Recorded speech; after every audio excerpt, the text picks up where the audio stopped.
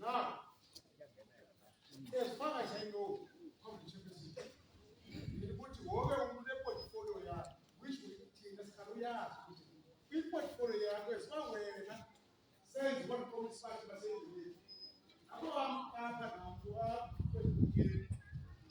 say portfolio ukhombe chair wathi ufuna zonke leadership yakhe or abantu bakhe bewa committee iwon committee batala ukuthi lawo aserepresenta ukuthi aserepresenta umasipala aserepresenta abantu portfolio sport crime zonke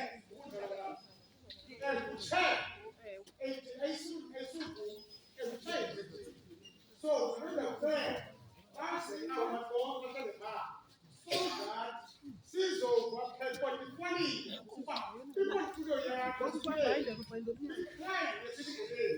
see now what is the siyakhala sikosha development ngendlela abantu abalahleka ngayo nge-rapes ezenzekayo community yethu still sisakhala now idodo come the chair ngicela ukuthi lo leadership eziyokwenza yokukhokhe wathi mabenyuke bese bese wena uthi sokuthetha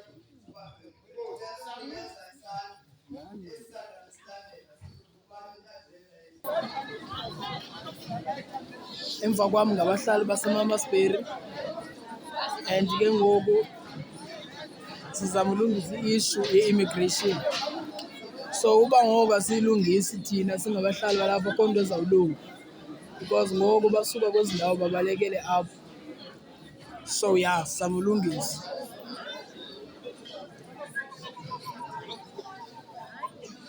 Gcwele kuyanyenyatheka.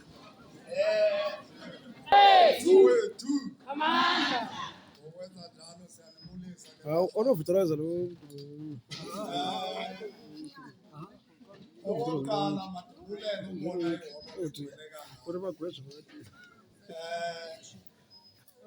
siyayibulela lonto. Okwesibili singene kumba ke ekuthiwa mandiwenze ndizawunikanisana nje ngengxelo ekufaneleke ndinikanisana ngayo ebahlaleni. Okokuqala nje umba endizawenza ngumba we-announcement. Announcement sisibhedlele ekuthi ke sibe siyadluliswa nge-26 yale nyanga sisuka kuyo besine-meeting apha eholweni okanye ukuhlala bekudibene apha eholweni apho ke bekusenyulwa uceba ngokweenkqubo zika-ANC kuba kufanele enyulwe ngoku ibe nguceba ozawungena nge-4 kaJulayi xa kuphela i-term November. Xa kuphela i-term. So ke bayebeza abahlali bali-exercise ilungelo labo apho ke umntu eyongaba uye waphumelela iye yaba nguComrade uZathu uMtobela. So uye ke ngoku umntu ozawungena official ngokwalapha ekuhlaleni after i-4 kaNovember. Yinkqubo ke besiyiqhuba esiyenze almost kwi-12 inantsi ke ezine-branches zalapha eSwartland. Saya ephase 3. Ephase 3 safike sayenza njengoba sasitsho uba kukwi-demarcation. Kuqala iphase 3 nephase 4 beziwela ku-Ward 4. U-Ward 4 ke ubhilonge eChartwell. Now kwakho ke ngoku le new demarcation ekhoyo ethi ke ngoku uphase 3 nophase 4 le-De Hoop ne-Upper State bangu-Ward 7. Now kwafuneka ke ngoku naphaya makuqhutywe le nkqubo ibisenzeka apha eholweni. So ke ngokokumandeyithwa yi-ANC siye sayenza loo nkqubo njengale yalapha eholweni apho ke abahlali baye baphuma nakhona wachongwa ke umntu abakholelwa ukuthi angabathatha ababeke ngusisi ekuthiwa nguNtombomzi Mkhethi uhlala ephase 3.